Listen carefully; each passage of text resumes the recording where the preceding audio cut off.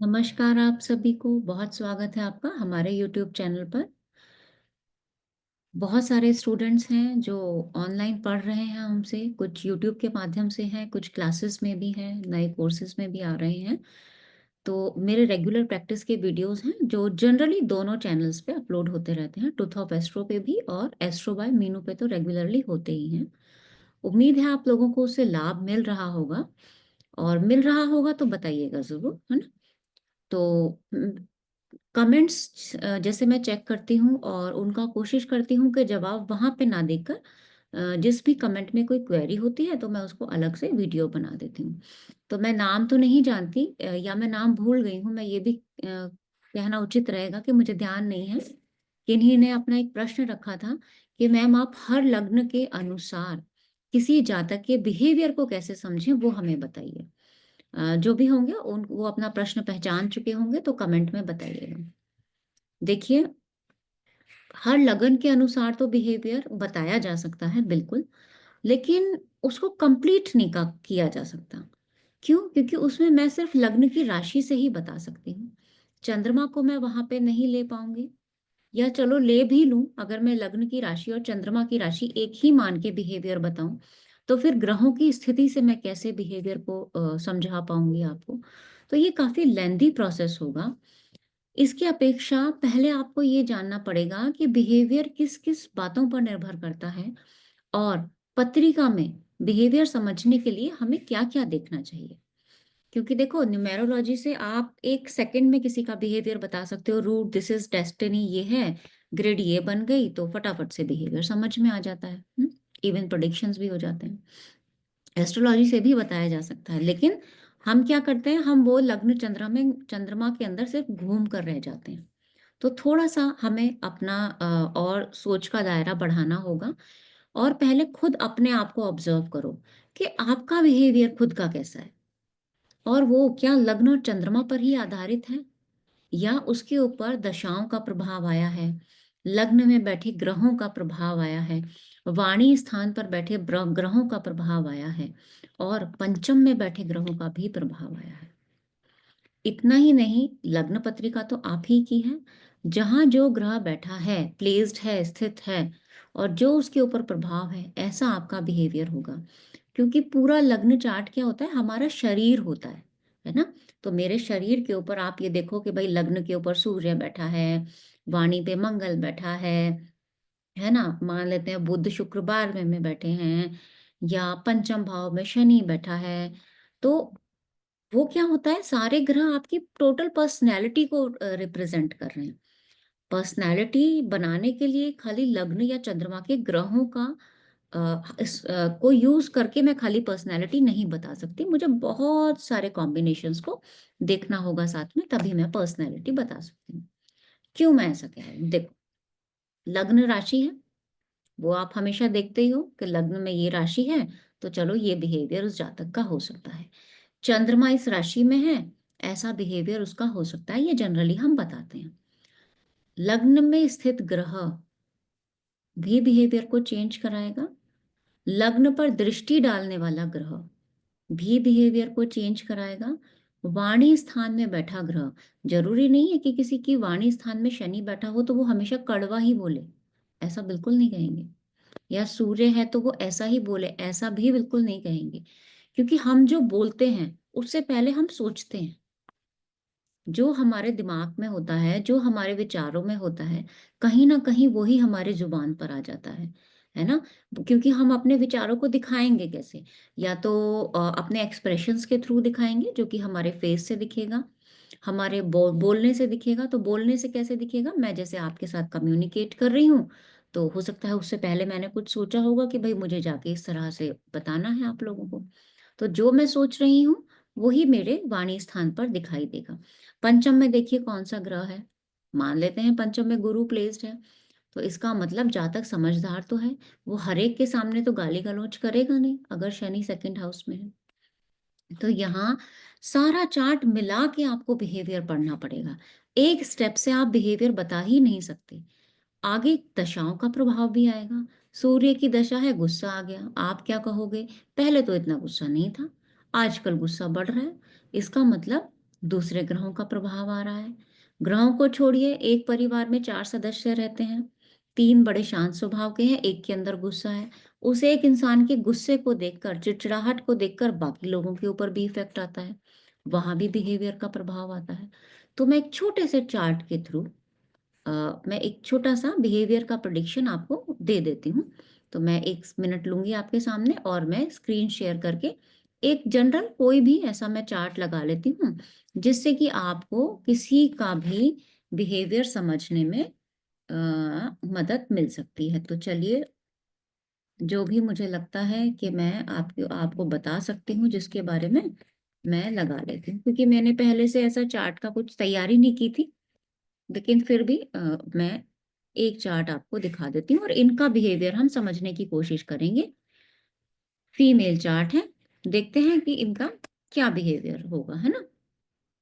Behaviour देखते समय जैसा कि मैंने आपको बताया, बहुत सारे बातें हमें ध्यान में रखनी पड़ेंगी, तो वो आप देखिएगा। चलिए, 1 मिनट और मैं आपसे लेना चाहूँगी, थोड़ा मैं इनका टाइम देख लेती हूँ ज़रा।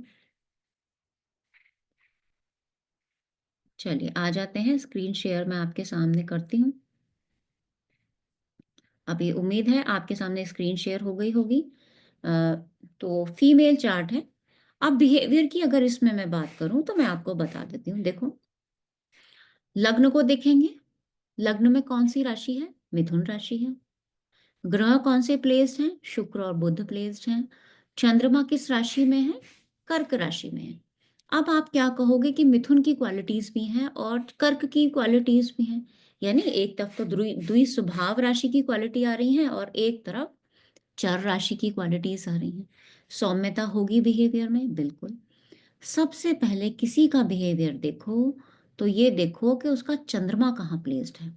जहाँ चंद्रमा होगा वहाँ उस जातक का मन होगा।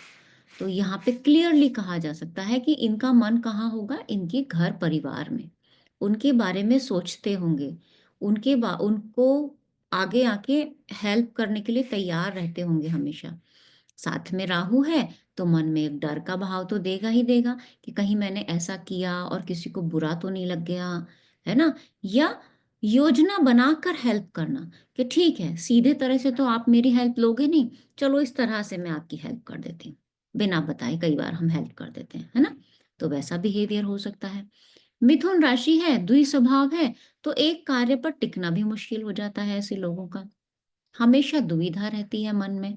मन में दुविधा यहाँ और बढ़ जाएगी क्योंकि चंद्रमा के साथ राहु है। लग्न में द्विस्वभाव राशि है। लग्नेश लग्न में है, बुद्धिमान तो होना ही चाहिए।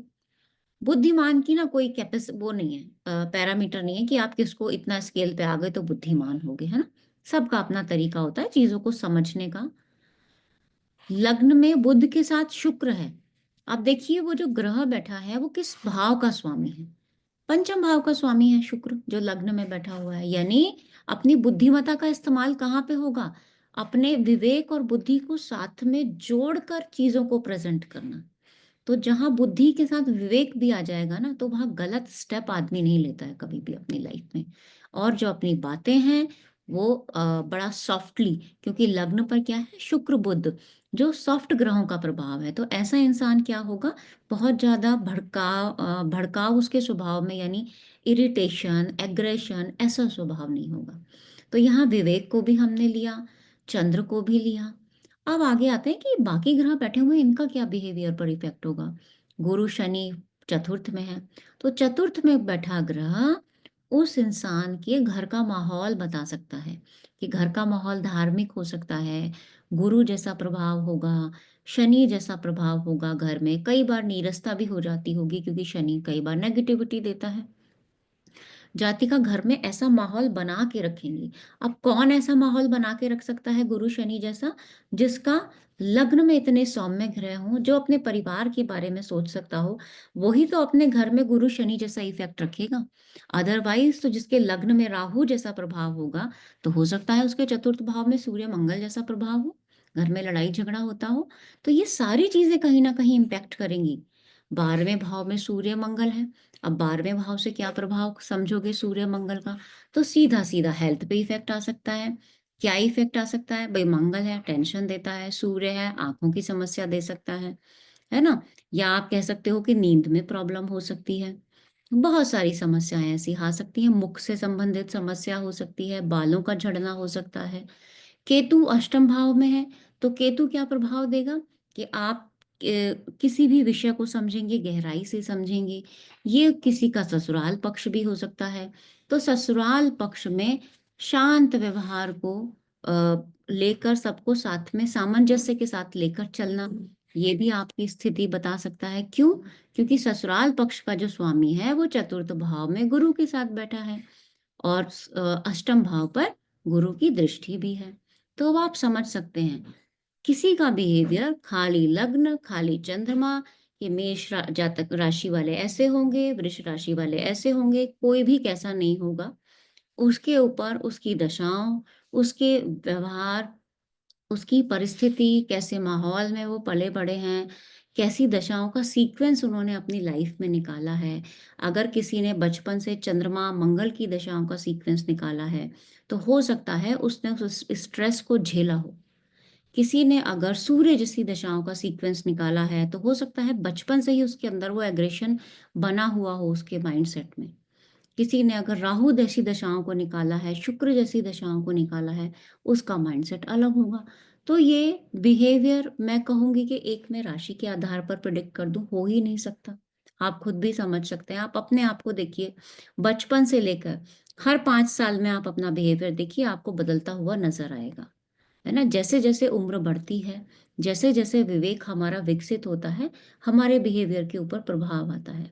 महिला का बिहेवियर, पुरुष का बिहेवियर अलग हो सकता है। मेल फीमेल मतलब बिहेवियर दोनों का अलग हो सकता है। कोई फीमेल होगी, आप थोड़ी-सी न्यूमेरोलॉजी ऐड करके समझा देती हूँ। कोई फीमेल है, अगर उसका रूट नंबर 1 है, रूट नंबर 3 है, यानी लग्न में सूर्य हो सकता है, शनि हो सकता है, फिर भी वो चीज़ों को मैनेज करके चलेगी बजाए कि एक मेल के। अगर उसके लग्न में वो ग्रह हैं और फीमेल के लग्न में वो ग्रह हैं, तो इफ़ेक्ट आएगा। दूसरा इफ़ेक्ट और कहाँ से आएगा? अधिकतर ग्रह किस राशि में है उसको ज़रूर देखिएगा। क्योंकि है मेरे पास एक श्लोक, आप देखेंगे मेरी स्क्रीन पे पीछे कुछ बुक्स रखी हुई दिखाई हैं, देंगी आपको। मेरे ख्याल से बृहत जातक में ही शायद एक श्लोक भी है कि फीमेल्स के अंदर अगर सौम्यता को देखना हो, तो देखें कि उनके अधिकतर ग्रह सौम्य राशि में हैं या नहीं। है ना? अगर सौम्य राशि में बहुत सारे ग्रह हैं, तो उनके अंदर वो सौम्यता नज़र आएगी। सौम्यता खाली बोलने में नहीं, उनके हाव-भाव में, उनके पहनने-ओढ़ने के तरीके में, उनके चेहरे, उनके आभा मंडल से आपको पता चल सकती है, हर चीज़ से पता चल सकती है। तो बिहेवियर का मतलब खाली ये नहीं है कि घर में आए, गुस्सा किया, अच्छे से बोले, वो बिहेवियर नहीं होता है। आपकी ओवरऑल पर्सनैलिटी आपका बिहेवियर बताता है। आप किस तरह से अपने आप को प्रेज़ेंट कर रहे हो, आप किस तरह से अपने वर्क फील्ड में हो, घर में कैसा बिहेवियर है आपका, मिल-जुल कैसे रहे हो, शादी-ब्याह में कैसे मिल रहे हो लोगों से, वो होता है आपका बिहेवियर। अब आप समझे, बिहेवियर बताना इतना आसान नहीं है किसी का। और बहुत जल्दी एक बुक आने वाली है हमारी, जिसमें अगर आप छोटा थोड़ा-सा भी ज्योतिष की आपको नॉलेज है ना, तो आप सटीक प्रेडिक्शन कर सकते हो। सटीक उसका नाम ही है ज्योतिष के सटीक फल कथन। इस तरह से उस बुक का नाम रखा गया है। 1 मिनट में आप प्रेडिक्शन कैसे करोगे वो उस पुस्तक में बताया गया है। जा चुकी है बुक और बहुत पसंद आई है, जो पब्लिश करेंगे उन लोगों को भी बहुत पसंद आई है। अ तो पहली शायद ऐसी बुक होगी जिसमें उस तरह से चीज़ों को आपने प्रेज़ेंट किया है। तो आएगी तो आप लोग ज़रूर, मैं चाहूँगी कि आप उसे एक बार ज़रूर पढ़ें और मुझे भी अच्छा लगेगा क्योंकि उसके ऊपर बहुत मेहनत की गई है। पिछले 1 से डेढ़ साल की उसके अंदर मेहनत है। पुस्तक बहुत छोटी है, लेकिन आपको पढ़ के मज़ा आ जाएगा। आपको लगेगा कि इसका जो मूल्य है ना, वो इससे कहीं ज़्यादा होना चाहिए था शायद। और मूल्य की तो मुझे पता ही नहीं है अभी कितना मूल्य होगा उसका। लेकिन मैं यहाँ सिर्फ़ ये कहना चाहती हूँ कि आप उसको पढ़ेंगे, तो आपके जो सारे कंसेप्ट हैं ना, वो सब जो मिसकंसेप्शन है ज्योतिष को लेकर, सब दूर हो जाएगा। और बहुत जल्दी करियर को लेके, मैरिज को लेके और भी पुस्तकें हम आपके सामने लेके आएँगे, जिसमें कि आपको कहीं जाने की ज़रूरत नहीं है। पूरा करियर, एक-एक करियर, एक-एक मेडिकल फील्ड है तो उसके अगर 60 सेक्टर्स हैं मेडिकल फील्ड के, तो उनको कैसे देखें? इंजीनियर है तो उसके 10 सेक्टर्स हैं, तो उसको कैसे देखें? तो कंप्लीट टोटल करियर की एक बुक आएगी, बहुत जल्दी आएगी, मेरे ख्याल से इस साल के एंड तक आ जानी चाहिए। तो उसके लिए आपको भी हमें सहयोग करना पड़ेगा, है ना? आप कैसे सहयोग कर सकते हैं? मैं क्यों यहाँ पे कह रही हूँ आप सहयोग करेंगे? क्लास के स्टूडेंट्स जानते हैं, मैं ज़्यादातर क्लास में पत्रिकाएँ लेती हूँ। क्यों लेती हूँ उन लोगों की ही पत्रिकाएँ? क्यों नहीं मैं अपनी ही चार्ट को दिखा के रटा-रटाया प्रैक्टिस करा दूँ? मैं इसलिए लेती हूँ ताकि मैं भी चीज़ों को समझूँ और हम उनसे नियमों को निकाल सकें कि अच्छा ऐसा चार्ट है तो ये इंसान डॉक्टर बन सकता है क्योंकि इसका फैमिली बैकग्राउंड इसको सपोर्ट करता है। तो इस तरह से लोगों को लगता होगा कि मैम हर क्लास में जो है ना, हमसे चार्ट लेते हैं, अपने चार्ट्स नहीं दिखाते, तो कहीं न कहीं हर चीज़ का कोई ना कोई रीज़न होता है। तो मुझे उम्मीद है जिनका भी आज प्रश्न था, वो प्रश्न बहुत छोटा था, लेकिन उसकी गहराई बहुत ज़्यादा थी। उसको समझने के लिए बहुत आपको बहुत सारे चार्ट्स, सौयों चार्ट्स आप देखोगे, तो आप फिर किसी का बिहेवियर ईज़िली बता सकोगे। ग्रह का षटबल भी बिहेवियर बताता है। सूर्य बलवान है, तो गुस्सा कैसा होगा? सूर्य कमज़ोर है षटबल में, तो गुस्सा कैसा होगा? ये भी आपको पत्रिका से मैं समझाऊँगी आगे और मैं कोशिश करूँगी एक-एक सीरीज़ बनाऊँ, बिहेवियर की सीरीज़ अलग बनाऊँ अ, और बाकी सीरीज़ में मैं प्रैक्टिस सेशंस लेके आऊँ। अ, ये मेरी कोशिश होगी। तो बहुत अच्छा लगा मुझे, आप लोग ऐसे ही प्रश्न करते रहिएगा, मैं ऐसे ही जवाब दूँगी। आज के लिए इतना ही रखते हैं, बहुत धन्यवाद।